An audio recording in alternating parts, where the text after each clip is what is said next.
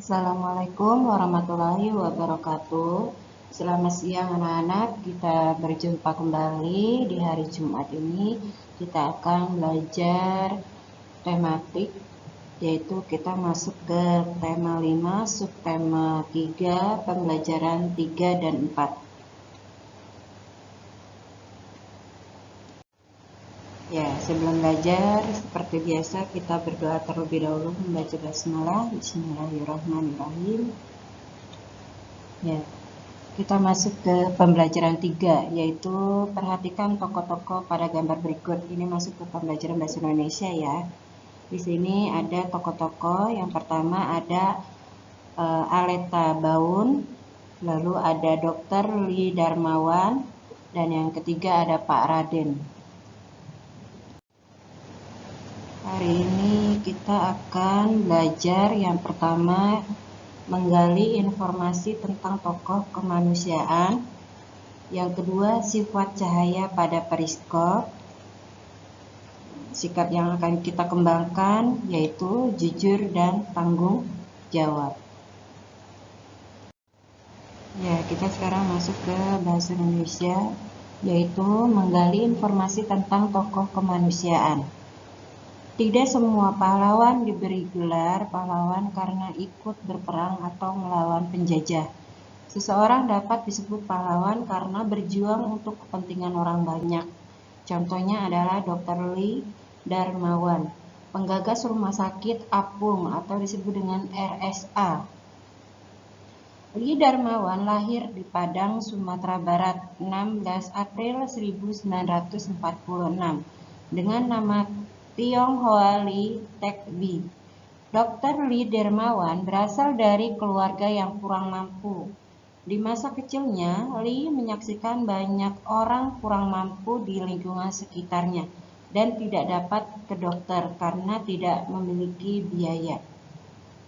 Lee juga menyaksikan adik kandungnya meninggal dunia akibat diare akut karena terlambat ditangani oleh dokter.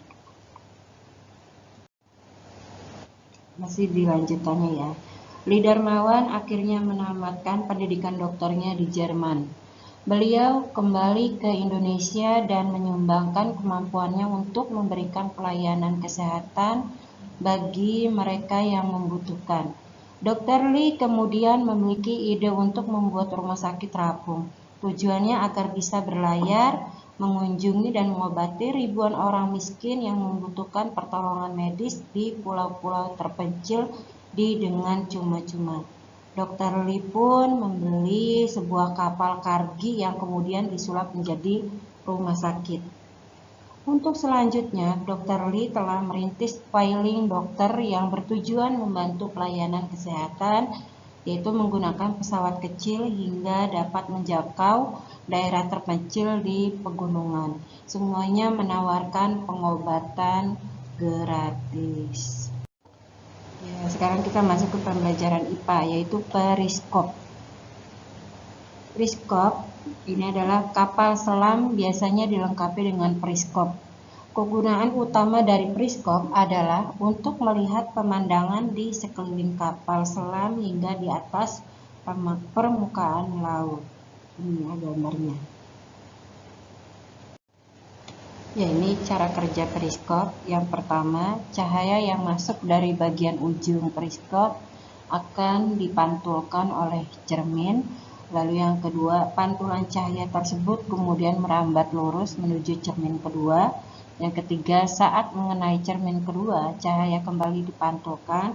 Yang terakhir, pantulan cahaya dari cermin kedua akan mengarah ke mata sehingga kita dapat melihat keadaan di atas periskop. Ya, sekarang kita masuk ke pembelajaran keempat. Ya. Di pembelajaran keempat ini kita ayo berpendapat.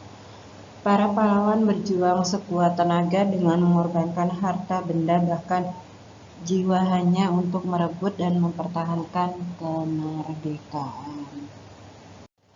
Nah, di pembelajaran keempat ini kita akan belajar yaitu membandingkan informasi sebelum dan sesudah membaca informasi. Yang kedua, mencari informasi tentang pengamalan sila Pancasila dalam kehidupan sehari-hari. Sikap yang akan kita kembangkan yaitu jujur dan tanggung jawab. Ya, sekarang kita masuk ke bahasa Indonesia. Ayo membaca. Membandingkan informasi sebelum dan sesudah membaca teks. Ini dari buku tematik ya. Banyak yang tidak mengetahui bahwa sosok Letkol Muh Suraji merupakan salah satu pejuang kemerdekaan. Pada masa penjajahan, Letkol Suraji turut berjuang dalam upaya dengan jabatan Letkol atau Letnan Kolonel. Beliau memulai karir militernya pada masa perebutan kemerdekaan. Beliau merupakan menteri atau juru rawat malaria yang berasal dari Jember, Jawa Timur. Selain sebagai menteri, Suraji juga dikenal sebagai ahli strategi militer yang cemerlang dengan jabatan Letkol atau Letnan Kolonel. Beliau memulai karir militernya pada masa penjajahan Jepang di Indonesia. Ketika pemerintah Jepang memerlukan tenaga rakyat Indonesia untuk dijadikan tentara, Suraji memutuskan untuk mengikuti proses perekrutan tersebut. Beliau pun akhirnya bergabung dengan pasukan peta, yaitu pembela tanah air, dan dilatih menjadi tentara. Keputusan tersebut diambil Suraji sebagai bentuk rasa cinta terhadap tanah air.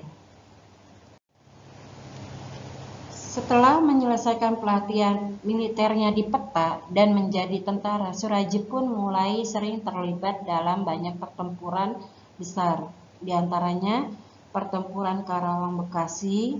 Selain sebagai prajurit yang terlibat dalam berbagai pertempuran, Suraji juga ternyata merupakan pelapor dalam pembentukan Badan Keamanan Rakyat yaitu BKR dan Tentara Keamanan Rakyat TKR. Beliau membentuk kedua badan militer tersebut di wilayah Keresiden Basuki di Jawa Timur. Nah, perjuangan Suraji bersama tentara lainnya terus berlanjut. Bersama rekannya, Suraji mengatur strategi dan melatih rakyat biasa agar siap menghadapi sekutu. Hal tersebut dilakukannya saat sekutu menggempur Surabaya. Pada pertempuran 10 November di Surabaya, Suraji memimpin pasukannya menghadapi pasukan sekutu. Suraji bersama pejuang lainnya keluar masuk hutan dengan membawa sejumlah besar rakyatnya. Nah, selama melakukan pertempuran, Suraji juga meyakini bahwa perang tersebut bukan melawan musuh. Perang terbesar yang harus ia hadapi adalah perang melawan diri sendiri. Dengan keyakinan tersebut, Suraji membulatkan tekadnya untuk menjadi pejuang yang tangguh bagi bangsanya. Suraji melakukan itu agar generasi selanjutnya tidak perlu mengalami penjajahan seperti yang dialami dan bangsa Indonesia saat itu. Nah, ini dia tugas kalian adalah tadi setelah membaca bacaan Letkol Suraji, jawablah pertanyaan-pertanyaan di bawah ini. 1. Siapakah Letkol Suraji? Kedua, apa saja jasa Letkol Suraji bagi bangsa Indonesia? Ketiga, sikap kepahlawanan apakah yang dapat kamu tiru dari Letkol Suraji? Keempat, informasi apa saja yang kamu peroleh dari teks tersebut?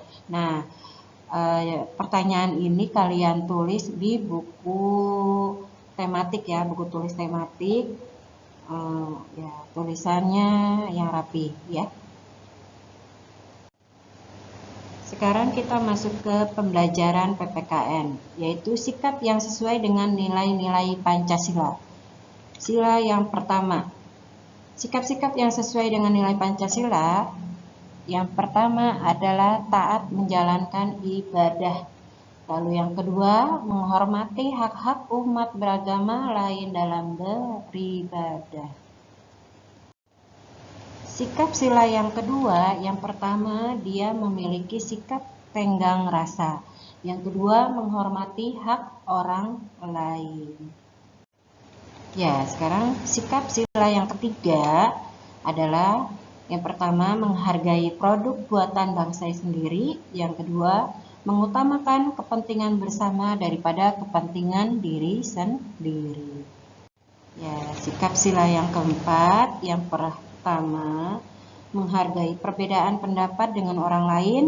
Yang kedua, mengembangkan sikap demokratis.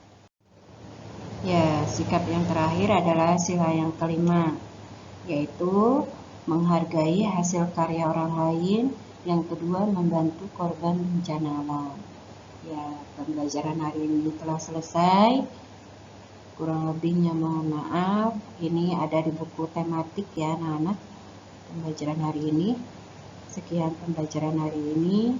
Wassalamualaikum warahmatullahi wabarakatuh.